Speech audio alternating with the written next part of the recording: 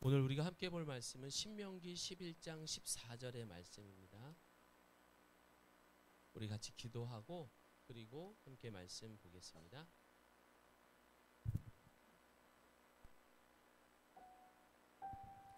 말씀으로 이 땅에 오신 주님, 죄인인 우리를 예배의 자리로 불러주시니 감사합니다.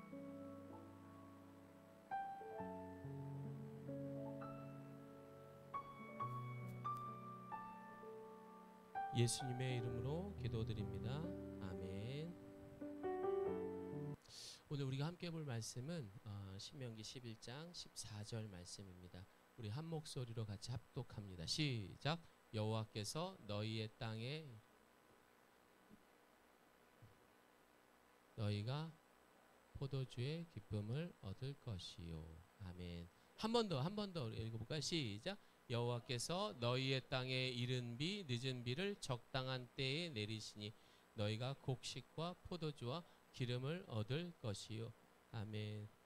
또 마침 오늘 또 비가 와가지고 이걸 또 어떻게 아시고 말씀을 준비하셨는지 우리 멀리서 오셨습니다. 카자흐스탄에서 우리 한순기 선교사님 나오셔서 말씀 전해주십니다. 여기 오시느라 수고 많았습니다. 우리 격려의 박수, 사랑의 박수 한번 쳐드리겠습니다.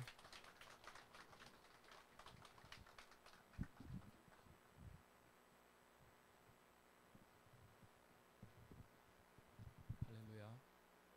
네. 제가 작년에 왔었는데요. 그죠? 네. 올해 이렇게 또 왔습니다. 네. 예가교회를 올 때마다 뭐 제 사랑하는 동기 목사님이라 그런 건 아니고 참 우리 조 목사님 참 하나님께서 주님께서 기뻐 받으실 것이다. 그 생각을 항상 합니다. 정말 조금씩 이렇게 예가교회가 부흥 성장하고 오늘 이 말씀 뒤에 있는 말씀처럼 성숙해지는 것을 제가 느끼게 되면서 저 또한 참 기뻐하고 모든 것 주님의 은혜임을 감사드립니다. 네, 제가 조금 그 설교가 좀 깁니다. 왜냐면은 간증이 좀 들어가가지고요. 네, 그래서 조 목사님은 몇 분 하시죠? 준비합니까? 예, 그러면 제가 좀 길어서 조금 길더라도 이해해 주시고요. 자, 이건 잠깐 치울게요.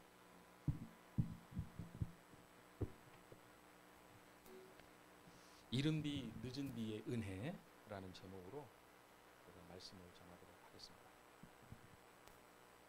우리가 인생을 살아가면서 가장 힘든 것 중에 하나, 그것은요, 심은 대로 거두리라 라는 하나님의 말씀이 이루어지지 않을 때가 아닌가 싶습니다. 하나님께서는 선하게 살면은 복을 주시고 악하게 살면은 벌을 내린다고 약속하신 것, 우리 모두는 너무나 잘 알고 있습니다. 그러기에 사람이 죄를 짓고 그것에 상응하는 죄값을 받는 것, 또 선을 행하고 그것에 합당한 상을 받는 것, 저희 모두는 받아들일 수 있습니다. 그런데 그 반대로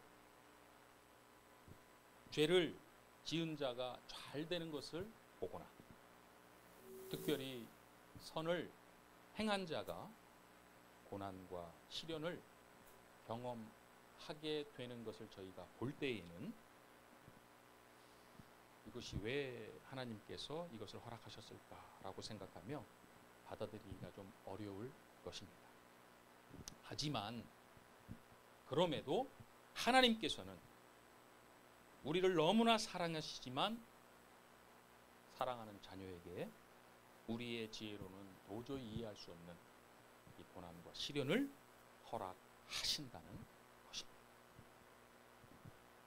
이것을 허락하시는 이유가 무엇일까요? 오늘 말씀을 통해 이 질문에 대한 해답을 깨달으시는 은혜가 여러분 모두에게 있기를 주님의 이름으로 축원드립니다. 먼저 마태복음 4장 3절 6절 말씀을 보겠습니다. 자, 같이 읽겠습니다. 시작. 시험하는 자가 예수께 나와서 이르되 내가 만일 하나님의 아들이거든 명하여 이 돌들로 떡덩이가 되게 하라. 예수께서 대답하여 이르시되 기록되었을 때 하나님의 입으로부터 나오는 모든 말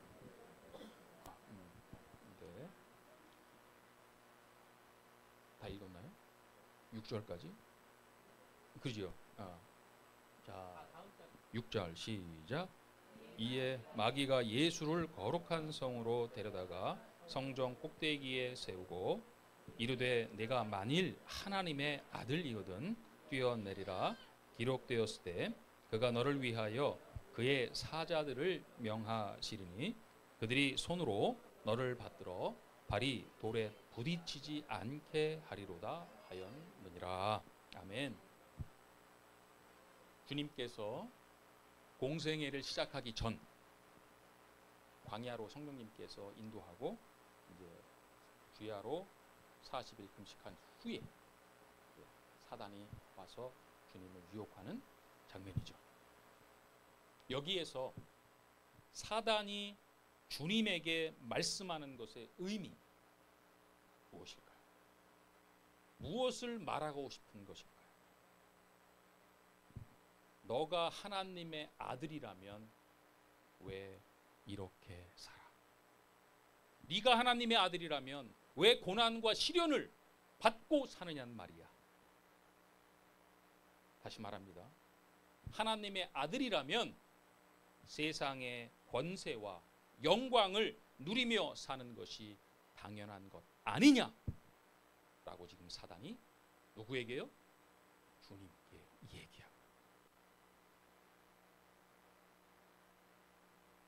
여러분들, 하나님의 아들이 세상의 권세와 영광을 누리며 살아가는 것, 고난과 시련은 절대 없이 자기가 원하는 것을 다 이루며 살아가는 것, 이것이 정말 하나님의 아들이라고 생각하십니까? 많은 크리스찬들이 고난 속에서 넘어지는 이유가 바로 이 사단의 속삭임에 넘어진다는 것입니다. 나 하나님께 정말 잘 했는데, 하나님 주님을 잘 섬겼는데, 이웃을 잘 섬겼는데, 나보다 남을 위해서 살았는데 왜 나에게 이런 질병을 허락하실까? 이런 생각을 하면서 바로 그거죠. 내가 하나님의 아들인데, 하나님께 진실로 최선을 다했는데, 충성을 다했는데 돌아오는 것은 왜 세상의 고난과 시련? 그지요? 바로 이 약점을 사단이 바로 주님께 쳐냅니다. 네가 하나님의 아들이거든 돌을 떡으로 만들어 먹어라. 왜 고난을 받고 있느냐? 맞습니다. 성경에는 분명히 말씀하시죠.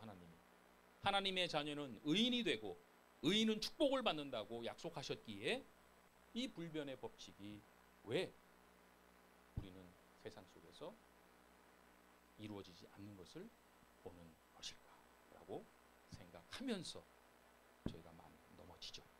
하지만 제가 아마 여러 번 말씀드렸을 겁니다. 하나님이 말씀하시는 축복, 이것은요 곧 사라져버리는 세상적인 축복을 의미하는 것만이 아니라 세상의 축복과는 비교할 수 없는 영원한 하늘의 축복임을 우리는 잊지 말아야 합니다. 아멘. 자, 이제 하나님께서 사랑하는 자녀에게 고난을 허락하시는 이유가 무엇일까? 그죠? 이유가 있을 거 아닙니까? 그것을 좀 함께 보도록 하겠습니다. 성경에는요, 하나님의 자녀가 고난을 받는 이유에 대해서 세 가지로 설명을 하고 있습니다. 첫 번째, 더욱 하나님을 의지하게 하기 위해서. 둘째, 하나님의 영광을 위해서. 셋째, 모든 것을 합력하여 선을 이루시고자 고난을 허락하신다 라고 성경에는 기록되어 있습니다. 물론 우리가 죄를 지었을 때에는 또 하나님께서는 그 죄에 합당한 고난과 시련도 허락하십니다.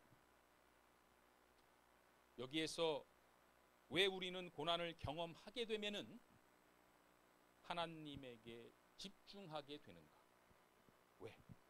고난을 통해서 우리는 하나님만을 바라보게 되는가를 한번 생각해 보고자 합니다. 신명기 8장 3절 말씀. 자, 읽겠습니다. 시작. 너를 낮추시며 너를 줄이게 하시며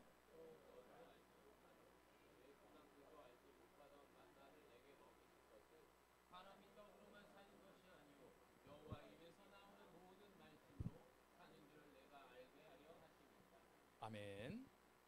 네, 다 아시는 내용이죠. 사람이 떡으로만 사는 것이 아니라 여호와 입에서 나오는 하나님의 말씀을 통해서 우리가 사는 것이다. 자, 이 말씀의 의미가 무엇입니까? 하나님께서 애굽에서 나온 이스라엘 백성들에게 40년 광야 생활과 만나를 허락하신 이유는 분명히 성경에 나오죠. 사람이 세상적인 것만으로 사는 것이 아니라 또한 하나님의 말씀으로 사는 것임을 깨닫게 하시기 위해서다. 그죠? 라고 모세는, 신명기는 모세가 죽기 전 이스라엘 백성들을 모아놓고 한 유언이죠. 모세의 마지막 백성들에게 한 말입니다. 우리가 하나님께서 고난을 허락하신 것이 뭐라고요? 세상적인 것만이 아니라 하나님을 위해서, 우리가 영광을 위해서 우리가 고난을 받는다라고 말씀하고 있습니다. 광야의 고난 속에서 하늘에서 내려주시는 만나, 이것이 무엇이기에 사람이 떡으로만 사는 것이 아니라 하나님의 말씀으로 사는 것이라는 고백을 하게 되는 것일까요? 만나, 여러분들 새벽에 매일 내립니다. 그리고 일어나서 자신의 가족 수만큼 하루 동안 먹을 수 있는 것을 가져갈 수 있게 하나님께서 허락하셨죠. 그 이상 가져가면 성경에 나와 있는 대로 썩어 문드러져 못 먹죠. 가족 수보다 더 많이 집에 쌓아놨다? 안 됩니다. 그죠? 다 썩어 없어집니다. 그러니 매일 아침마다 새벽에 일어나서 가족 수만큼, 하루에 일용할 양식만큼만 가져가는 거죠. 몇 년 동안요? 40년. 하루 이틀이 아닙니다. 40년. 한번 생각을 해보십시오. 하나님께서 내려주시는 만나를 줍기 위해서 광야가 얼마나 추운지 모르시죠? 저는 이제 카자흐스탄은 70%가 사막입니다. 이 나라는 광야를 가봤습니다. 엄청나게 춥습니다. 정말 그 추운 광야에 새벽에 일어나 눈을 비비며 나아가죠. 하나님의 말씀, 내가 매일 만나를 새벽에 내린다라는 것을 믿음으로 알고, 그걸 믿지 않는 사람 새벽에 눈 부비며 나가겠습니까? 안 나가죠. 그리고 해가 들면 사라져 버립니다. 그리고 또 밤에 이슬처럼 땅에 내리기를 자그마치 40년간을 반복하십니다. 그리고 필요할 때는 물을 내주시고, 가끔 메추리로 고기를 먹고 싶어하는 이스라엘 백성들에게 메추리도 허락하시고, 낮에는 구름 기둥, 밤에는 불 기둥으로, 제가 계속해서 강조하는 것, 40년 동안 한결같이 변함없이 하나님께서 말씀하신 대로 지키시고 먹이셨습니다. 이 40년간의 광야의 고달픈 삶을 통해서 이들이 하나님을 어떤 전제로 인식하게 됐을까요? 첫째는요, 자신의 생명은 누구 손에 달려 있다? 그렇죠. 전적인 하나님 손에 달려 있다. 이것은 뭐 당연히 광야에서 하나님이 지키시고 만나를 내려주지 않으면 죽잖아요. 그러니 나의 생명은 전적으로 하나님 손에 달려 있다. 당연히 이것은 깨닫겠죠. 두 번째, 결코 하나님은 자신들을 버리지 아니하신다. 이걸 깨닫게 된다. 40년간 하나님께서 만나 광야에서 고난과 시련이지만 먹이시고 지키시는 것을 보면서 두 번째 깨닫는 거죠. 하나님은 내 곁을 우리를 결코 버리시고 떠나지 아니하신다. 세 번째는요. 무엇을 깨달을까요? 한번 말씀하시면 내가 너희들에게 40년간 만나를 내리고 불기둥 구름기둥으로 지키겠다 말씀하셨는데 단 한 번도 어기지 않는 40년의 생활을 통해서 하나님께서 한번 말씀하시면 반드시 지키시고 성취하신다는 것. 신실하신 하나님, 이 세 가지가 그들 가슴 속에 각인이 됩니다. 이것을 깨닫는 것을 우리는 전적인 하나님의 은혜라고 말합니다. 우리의 삶 속에서 동일합니다. 우리의 삶 속에서 나의 생명은 하나님 손에 달려있다. 하나님은 한 번 말씀하시면 지키신다. 또 하나가 뭐지요? 우리 곁을 떠나지 않으신다. 이것을 우리가 전적으로 깨닫고 가슴속에 새기면 그것은 바로 전적인 은혜입니다. 아무나 깨닫는 게 아니거든요. 자, 40년이 지났습니다. 때가 됐습니다. 하나님께서 뭐라고 이스라엘 백성들에게 말씀하십니까? 내가 너희와 함께 할 테니. 조건은 한 가지입니다. 내가 너에게 슈퍼맨으로 너를 만들어 줄 테니 아니요. 뭐라고요? 내가 너와 함께 할 테니. 조건은 하나입니다. 내가 너와 함께 할 테니 네가 40년 전에 우리는 저들의 메뚜기니 우리는 감당할 수 없습니다 라고 얘기했던 그 땅 가나안 땅으로 들어가서 그 땅을 정복하라. 순종합니다. 왜요? 하나님이 함께 하신다고 하셨잖아요. 지키시는 하나님. 한 번 말씀하시면 뭐라고 말씀하셨죠? 이 가나안 땅은 누구에게 주겠다? 너희들에게 주겠다. 그때는 믿지 않았지만 40년의 고난과 시련을 통해서 이들의 가슴 속에는 들어오는 거예요. 하나님이 주신다는 그 땅. 우리가 비록 아무것도 안 되고 가나안 땅은 철기를 갖고 있고 우리는 아무것도 없지만 하나님이 함께 하시고 그 땅을 주신다고 하셨으니 순종하고 나아갑니다. 날마다 불평불만으로 가득했던 이들이 오직 하나님의 말씀만을 의지하며 전적으로 순종하게 됩니다. 왜요?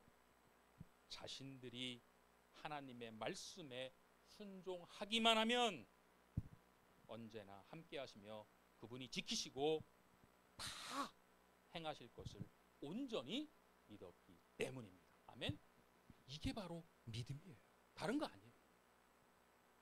하나님 말씀에 순종만 하면 하나님이 다 앞서가시면서 모든 것을 선하시게 인도하실 것을 믿는 것. 이게 바로 우리가 말하는 faith, 믿음입니다. 이제 애굽을 그렇게 그리워했던 이들에게 세상적인 것은 어떻게 변합니까? 그저 먹고 살 정도만 있으면 충분해집니다. 그죠? 먹고 살 수만 있으면 되는 거예요. 많은 거 필요 없어요. 광야에서 하나님은 세상적인 것을 먹고 살 수 있을 정도만 주셨죠. 매일 일용할 양식을 주셨잖아요. 하지만 이 이스라엘 백성들 어느 누구도 나중에는 불평불만을 합니까? 하지 않습니다. 그리고 오히려 이렇게 고백합니다. 신명기 8장 4절입니다. 자, 어떻게 고백하나요? 시작. 이 40년 동안에 너의 의복이 헤어지지 아니하였고 내 발이 부르트지 아니하였느니라. 40년 동안 내가 원하는 모든 것을 행했다. 아니요. 내 의복이 뭐라고요? 헤어지지 않아. 이렇게 허술한 얇은 다른 의복이라도 내가 이것을 걸치고 있으니 감사합니다. 이렇게 고백이 바뀐다는 거예요. 왜요? 왜요? 우리가 고난과 시련을 받으면 하나님을 멀리할 것 같은데 왜요? 아까 말씀드렸죠. 세 가지. 많은 사람들은 고난 속에서 하나님을 떠납니다. 그죠? 그런데 왜 이들은 오히려 하나님을 더욱더 신뢰하게 되었는지 우리는 반드시 기억해야 합니다. 자신들이 그렇게 의지했던 세상적인 것이 아니라 이 세상을 창조하시고 지키시고 운행하시는 생명의 근원이신 하나님이 함께 한다는 것, 이것이 바로 세상이 줄 수 없는 진정한 축복임을 깨달았기 때문입니다. 아멘. 세상적인 거 필요 없습니다. 누구만 있으면 돼요? 하나님. 그러니 우리가 말하죠. 이런 사람들을 세상이 감당할 수 있겠습니까? 감당할 수가 없는 거예요. 세상은 뭐라고 말합니까? 고난과 시련을 받는 자는 불행한 자라고 말하죠. 근데 이들은 뭐라고 말합니까? 하나님이 함께하지 않는 자가 세상에서 가장 불행한 자라는 겁니다. 아멘. 자, 이제 고난 속에서 이 신실하신 은혜의 하나님을 경험한 자들에게는요, 고난과 시련의 의미는 무엇입니까? 세상적인 것의 결핍입니까? 아니면 신실하신 하나님의 결핍입니까? 맞습니다. 바로 이 세상을 창조하시고 운행하시는 하나님이 함께하지 않는 것이 이들에게는 바로 고난과 시련인 것입니다. 아멘. 이제 우리는 사단의 공격, 아까 말씀드렸던 광야에서 사단의 주님을 공격했던 사단의 공격에서 자유해야 합니다. 하나님의 자녀는 세상적인 것이 늘 함께 하는 자가 아닙니다. 바로 신실하신 하나님이, 사랑의 하나님이 늘 함께하는 자가 바로 의미고 세상 하나님이 약속하신 축복인 것입니다. 사랑하는 자녀에게 세상적인 고난을 허락하시는 이유는 바로 이 은혜의 진리. 아까 말씀하셨죠? 사람이 떡으로만 사는 것이 아니라 여호와의 입에서 나오는 말씀으로 사는 것을 깨닫게 하기 위해서 고난과 시련을 주셨다고 제가 말한 게 아니라 모세가 마지막에 유언을 했잖아요. 똑같습니다. 바로 고난과 시련을 주신 이유는 그 은혜의 축복을 깨닫게 하시기 위함이라는 것입니다. 아멘. 자, 이것을 온전히 깨닫게 된 자의 고백, 성경에는 뭐라고 나올까요? 바울 사도, 육체에 가시가 있었죠. 우리가 지금 말하기는 간질병이라고 지금 말을 하고 있습니다. 그 자가 이렇게 고백하죠. 약할 때 강함이라. 그 위대한 고백을 하는 거예요. 왜? 내가 약한 그때에 더욱더 주님을, 하나님을 의지할 수 있으니 이 또한 얼마나 큰 은혜이냐. 이 고백을 하게 되는 거예요. 애굽으로 팔려간 요셉은 어떠합니까? 창세기 50장 20절에 이렇게 기록되어 있죠. 자, 시작. 당신들은 나를 해하려 하였으나 하나님은 그것을 선으로 바꾸사 오늘과 같이 많은 백성의 생명을 구원하게 하시려 하셨나니. 아멘. 참 요셉의 이 삶은 정말 힘들었죠. 그런데 이 요셉이 이렇게 고백하는 겁니다. 나에게 허락하신 고난을 하나님은 뭐로 바꿨다? 선으로 바꾸셔서 요셉 자신을 애굽으로 가게 하시고 다른 사람의 생명을 구원하는 데 저를 쓰임받게 하셨습니다. 이 또한 하나님의 은혜입니다라고 고백하고 있습니다. 또 다른 성경에는 성경의 예로는요. 우리 초대교회 때 스데반 집사 돌 맞아서 죽지요. 그리고 우리 초대교회 때 로마의 그 엄청난 박해 그것을 통해서 오히려 그리스도인들이 세상으로 뿔뿔이 흩어져 가지고 하나님을 선을 이루시죠. 어떻게 해요? 복음을 전파하게 하십니다. 우리는 알지 못하죠. 왜 스데반 집사가 저렇게 돌 맞아 죽는가? 왜 로마가 그리스도인들을 화형하고 사자 밥이 되게 하고 죽이나? 근데 그것을 선으로 바꾸서 전 세계에 그리스도 복음이 전파되게 하심을 우리는 잘 알고 있습니다. 이제 잠깐 얘기를 하나 하겠습니다. 하와이에 있는 저 처제 가정 얘기를 잠깐 하겠습니다. 처제의 남편은 아주 대대로 불교 집안이었고요. 그래서 교회를 혐오했습니다.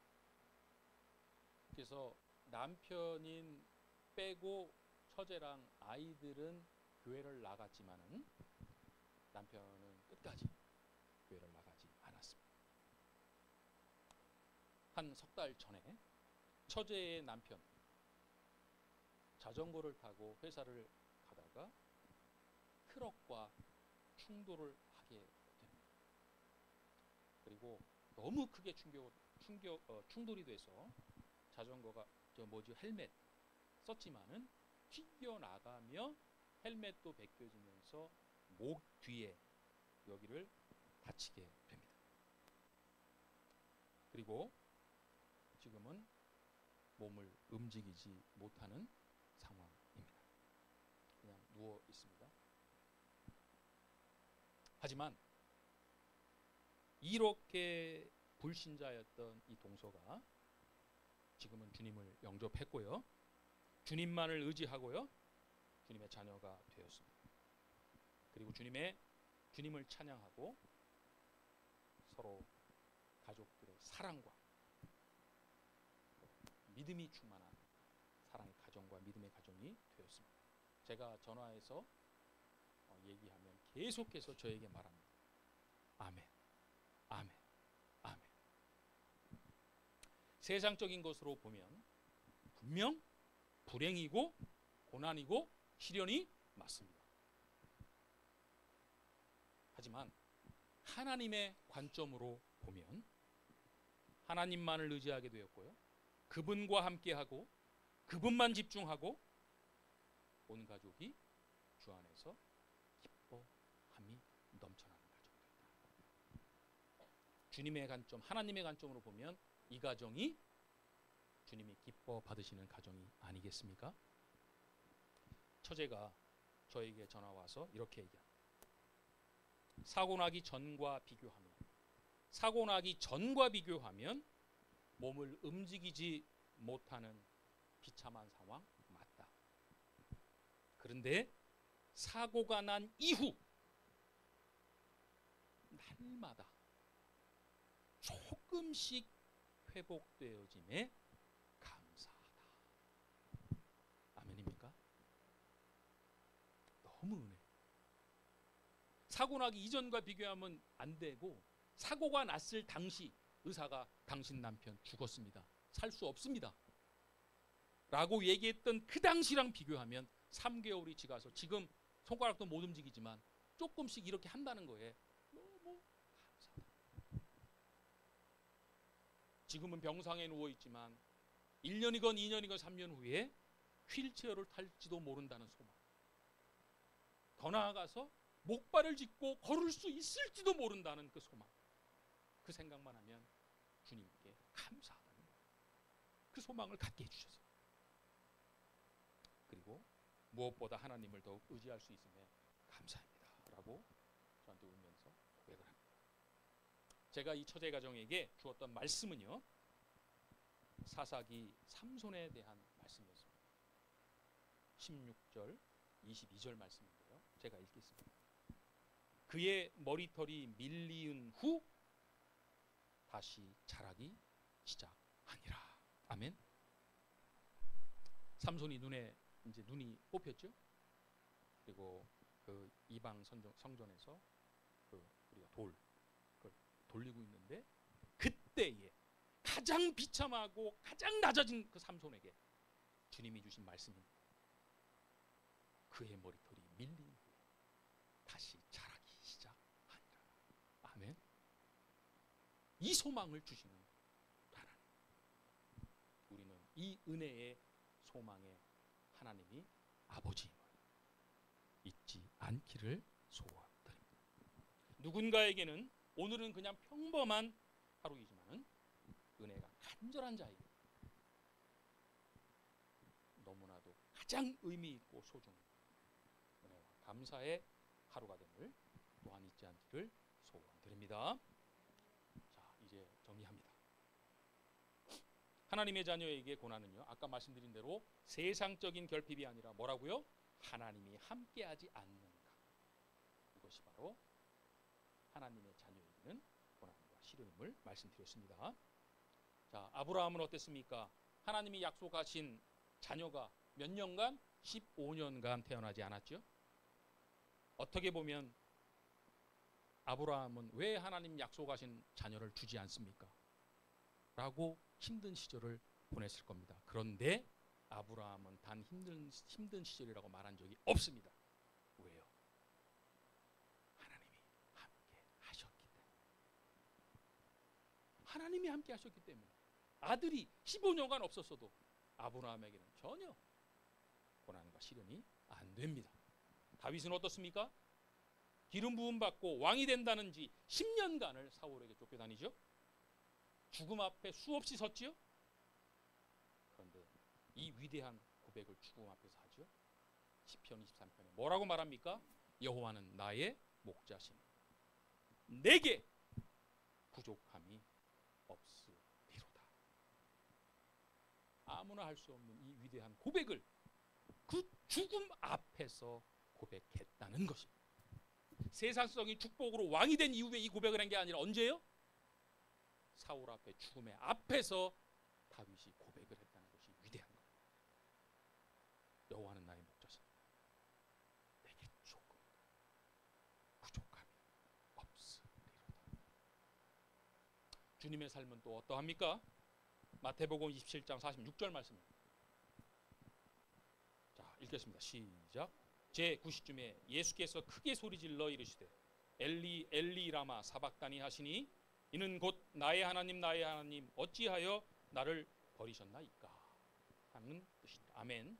십자가에서 죽기 직전에 나의 하나님 나의 하나님 어찌하여 나를 버리셨나이까 를 하나님께 크게 외치셨습니다. 제발 자신을 버리지 말라고 외치셨던 이 독생자 주님을 하나님은 버리셨습니다. 이 의미를 깊게 묵상해 보신 적이 있으십니까? 예수님께서 가장 힘들어하셨던 것은, 이 잔을 치우고 싶었던 것은 무엇입니까? 채찍이나 못 박힘일까요? 십자가의 형벌이었을까요?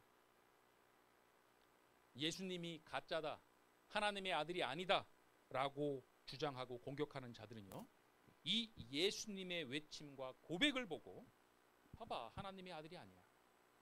어떻게 저렇게 죽음을 두려워해? 하나님의 아들이라면. 그러니 예수는 하나님의 아들이 아니라 그냥 인간이야 라고 주장합니다. 그렇지 않습니다. 주님께서 가장 힘들어하고 죽음과는 비교할 수 없을 만큼 괴로웠던 이유는 뭔 줄 아십니까? 바로 창세 전부터 함께 하셨던 하나님 아버지의 외면이었습니다. 늘 함께했던, 영원 전부터 함께했던 그 하나님의 외면, 결핍, 단절, 그것을 주님은 죽음보다, 무엇보다 더 괴로워했던 것입니다. 그런데 돌아보십시오. 고난 속에 있는 자녀의 기도와 간구는 들으시고 함께 하시며 힘과 소망을 주시는 우리 하나님 아버지께서 정작 가장 힘든 고난 속에서 자신을 버리지 말라고 소리치는 독생자의 외침은 외면했다는 것을 기억하십시오. 왜요? 바로 저와 여러분들을 위해서요. 여기 계신 우리를 위해서 하늘의 아버지께서는 독생자의 그 나를 버리지 말라는 그 하나님 아버지의 외침을 외면하신 것입니다. 바로 우리들을 위해서입니다. 이제 여러분들에게 도전합니다. 나의 고난을 통해서 하나님께서 영광을 받으시고 선을 이루실 수 있다면 이 또한 은혜임을 고백하기를 소원드립니다. 고난을 통해서 하나님을 더욱 신뢰하고 의지할 수 있다면 이 또한 은혜임을 고백하길 소원드립니다. 비록 경제적으로, 육체적으로, 관계적으로 어려움 속에 있을지라도 아침에 눈을 떠서 다른 것이 아니라 하나님의 말씀 묵상과 기도가 최우선이 되는 삶이 되시길 소원드립니다. 나보다 남의 유익을 위해 사랑을 나눠주는 삶이 되시길 소원드립니다. 이와 같은 삶이 바로 하나님이 함께 하신다는 증거이며 하나님이 주시는 최고의 축복임을 깨달으시는 여러분들이 다 되시길 주님의 이름으로 축원드립니다. 저의 큰아들 도현이 얘기를 잠깐 하겠습니다. 작년 6월에 왔습니다. 저희 가족이 작년 6월에 다 왔다가 도현이가 다리 수술을 받고 어깨 수술을 받고 또 여러 가지 검사와 재활을 하고 11개월 후인 올해 5월 초에 이제 오문화 선교사랑 같이 들어왔습니다. 11개월이 걸렸네요. 다리도 그냥 겹질린 줄 알았는데 인대가 닳아 없어져서 수술을 하였고 또 어깨는 어떻습니까? 수술 후 목발을 짚고 화장실 갔다 넘어지는 바람에 어깨 탈구가 돼서 어깨 탈구를 잡아주는 관절 와순이라고 그러네요. 그것이 찢어져 가지고 수술을 하게 됩니다. 이 소식을 저는 타작에서 듣게 됩니다. 마음이 많이 불편했습니다. 왜 자꾸 생각지 못한 이런 고난과 시련을 허락하실까 물으면서 말입니다. 하지만 이 또한 하나님의 뜻이 있을 거야 라고 믿고 우리 가족 함께 기도하게 됩니다. 그런 와중에 또 어깨 수술이 잘못돼서 갈비뼈를 잘라내고 신경 수술을 또 해야 된다는 거예요. 신경을 수술하다 건드렸다는 거예요. 게다가 또 백혈병, 혈액암, 초기 증상이 도현이에게 나타난다. 이 얘기를 또 듣게 됩니다. 저의 마음은 더욱 더 힘들어집니다. 정말 말씀드리면 너무 힘들었어요. 제가 정말 서울에 가서 도현이의 상태를 보고 의사 선생님하고 직접 면담하고 싶었습니다. 뜬구름없이 17 먹은 아들이 백혈병 증상이 있다는 거예요.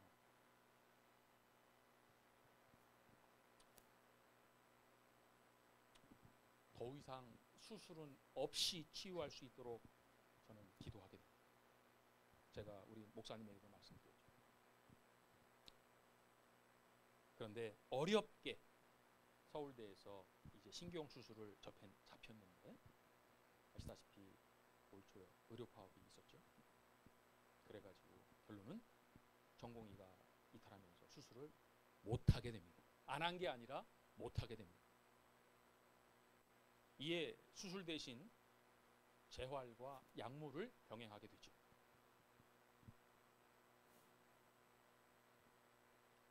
재활을 위해서 기도하던 중에 또 크리스찬 의사분을 통해서 무료로 재활을 해주신다는 집사님을 또 만나게 하셔서 도현이가 재활을 잘 받게 돼서 3개월 후에 검사를 해보니 수술이 더 필요가 없을 것 같이 회복이 되었다 라는 은혜를 허락해 주셨습니다. 모든 것을 합력하여 선을 이루시는 하나님께서는요, 의료파업도 사용하셔서 저의 작은 믿음의 기도를 들어주시는 은혜를 허락하셨음을 고백합니다. 그 당시에 의료파업으로 도윤이가 수술을 못했다는 얘기 들었을 때 제가 기도는 하나님 수술을 하지 않게 해주십시오라고 했으면서도 수술을 하기를 바라는 저의 모습을 제가 봤습니다. 수술하면 날 것 같은 느낌을 받았어요. 근데 그 또한 막으셨는데 돌이켜보니 하나님의 선한 인도하심이 있었던 것입니다. 무엇보다 11개월의 고난과 시련 과정을 통해서 도윤이가 저에게 이렇게 고백을 합니다. 11개월에 만난 도윤이가 저에게 하는 고백입니다. 아빠, 나는 정말 한국이 싫었어. 저 초등학교 2학년을 마치고 갔거든요. 왜 싫었냐면 너무나 한국은 삭막하고 물질 만능주의가 팽배하고 1등만 기억하며 조금만 부족한 아이가 있으면 왕따를 시키는, 내가 살 수 없는 곳, 그래서 나는 한국 사람이지만 한국이 싫었어. 그런데 나의 생각이 바뀌었어. 한국이 너무 좋아졌어. 왠 줄 아십니까? 나를 위해서 기도해 주시고 도와주시는 분들을 보면서 나도 그분들처럼 남을 도와주는 삶을 살아가고 싶어졌어.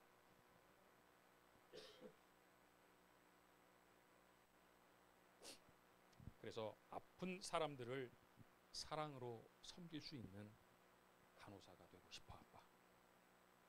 내가 느꼈던 것처럼 나의 조그만 사랑을 통해 힘들어하는 사람들이 새 희망을 보고 그들도 결국에는 남을 도와주며 살아가는 자가 될 수 있다면 좋겠어.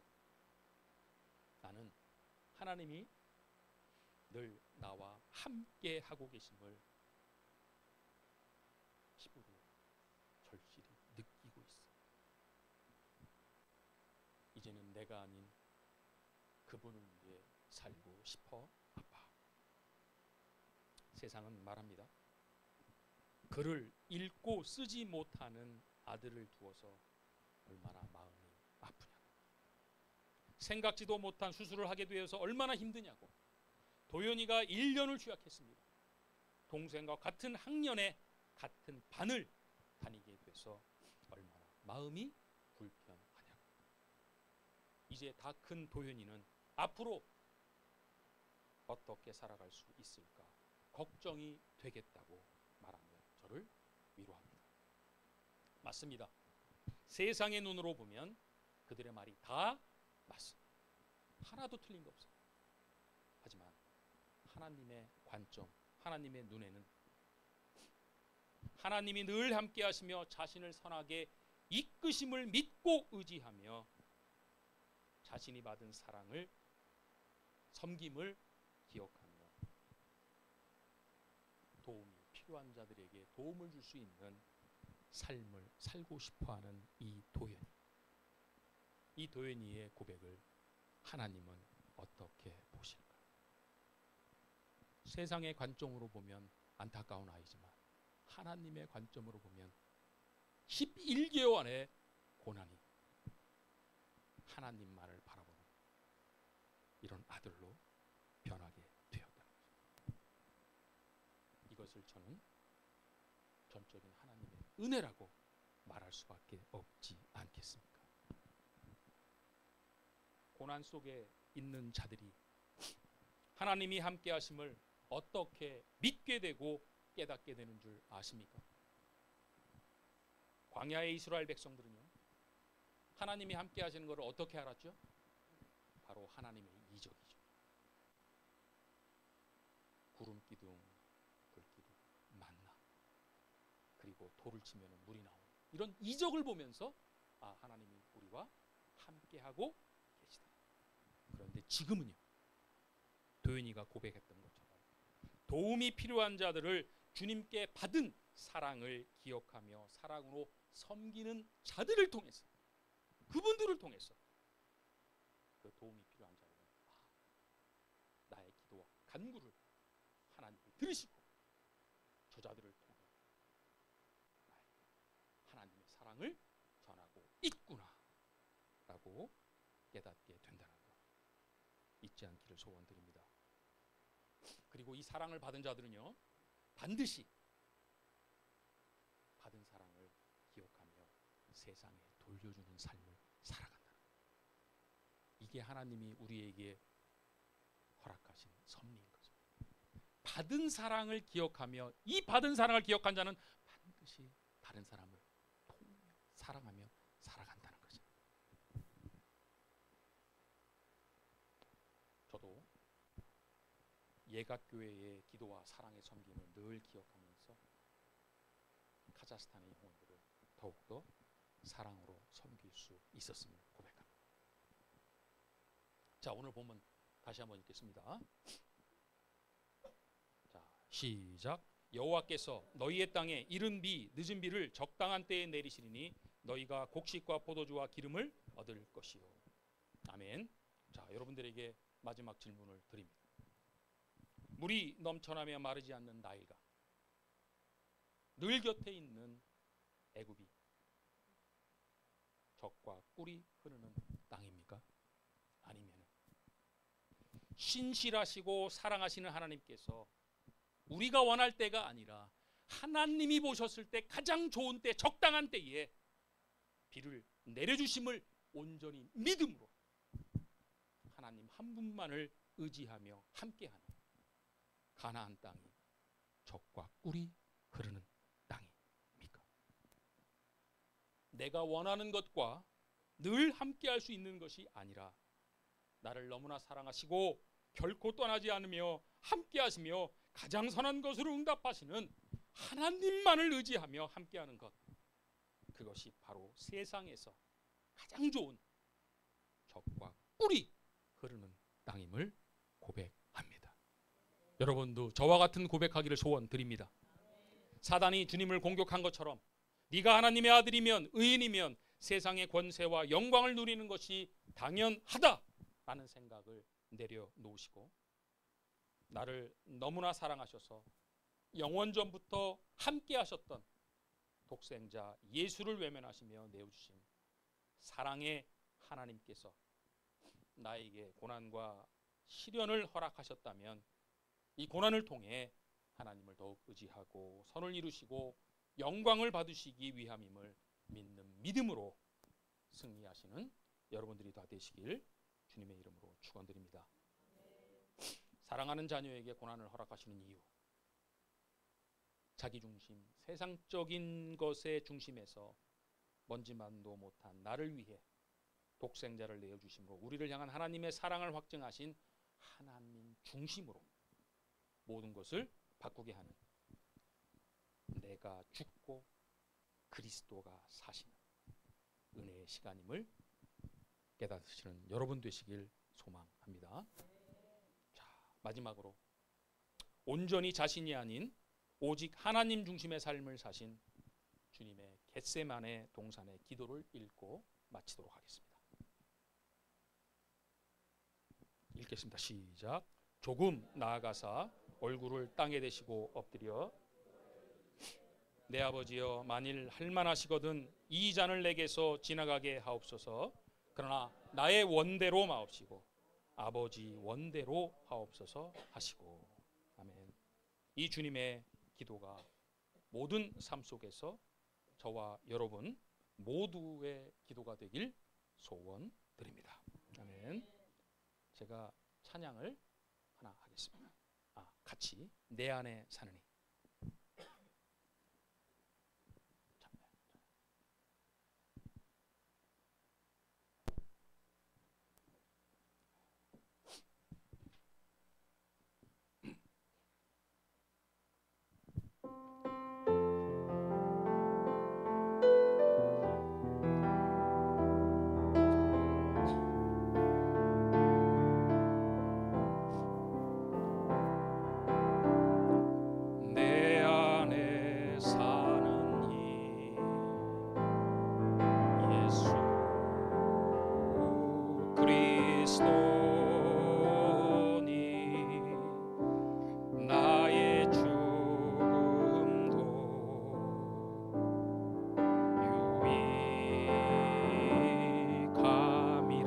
안에 사느니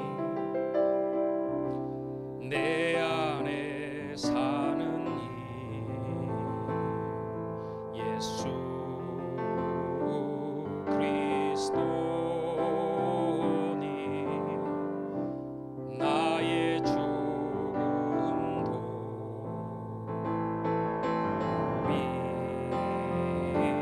유익함이라. 나의 왕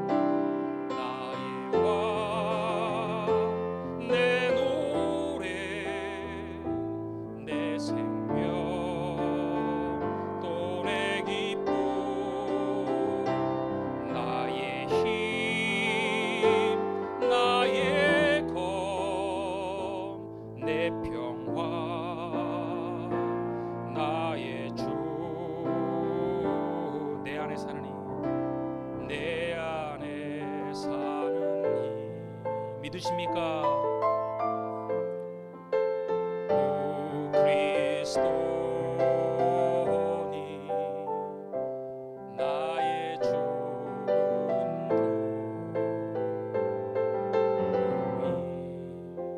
유익하 나의 죽음도 나의 죽음도 유익함이라. 유익함이라. 잠깐 기도하겠습니다. 사랑하는 자녀에게 하나님 아버지는 고난과 시련을 허락하십니다.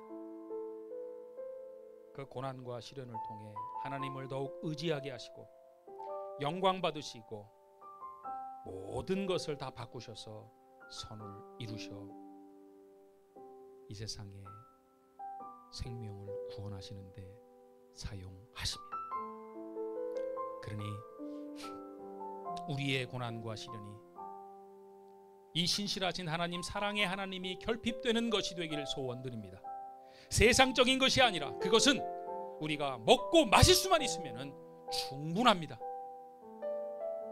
하나님이 늘 함께 하시는 세상이 줄 수 없는 이 축복을 누리시며 세상에 당당히 승리할 수 있게 해달라고 우리 다 같이 기도하시겠습니다. 주여 아버지 감사합니다. 세상은 말합니다. 하나님의 아들이거든 네가 세상의 권세와 영광을 누리는 것이 당연하다. 하나님이 너를 사랑한다면 왜 고난과 시련을 허락하시겠냐. 하지만 우리의 지혜로는 알 수 없는 그 하나님께서는 우리의 고난과 시련을 사용하셔서 고난과 시련을 통하여 하나님의 나라를 이끄시고 사랑을 베풀게 하시고 어려운 자를 돕게 하시고 하나님의 영광을 위해 살아갈 수 있게 하신다는 것입니다. 그러니 하나님 고백합니다. 사랑의 하나님, 우리의 힘으로는 할 수 없사오나 하나님 아버지는 하실 수 있음을 믿고 고백하오니 하나님 도와 주시옵소서. 세상을 이기게 하여 주시옵소서. 정말 하나님이 주시는 최고의 축복이 신실하신 사랑의 하나님이 함께하는 것입니다 라고 고백하는 우리가 되게 하여 주시옵소서. 그리하여 우리의 이 세상과 구별된 삶을 통해서 세상 사람들이 우리의 삶을 목도하고 하나님이 함께하심을 바라보며 그들 또한 하나님을 예배하는 예배자가 되게 하여 주시옵소서. 그렇게 하여 주실 줄 믿고 감사드리오며 예수 그리스도의 이름으로 간절히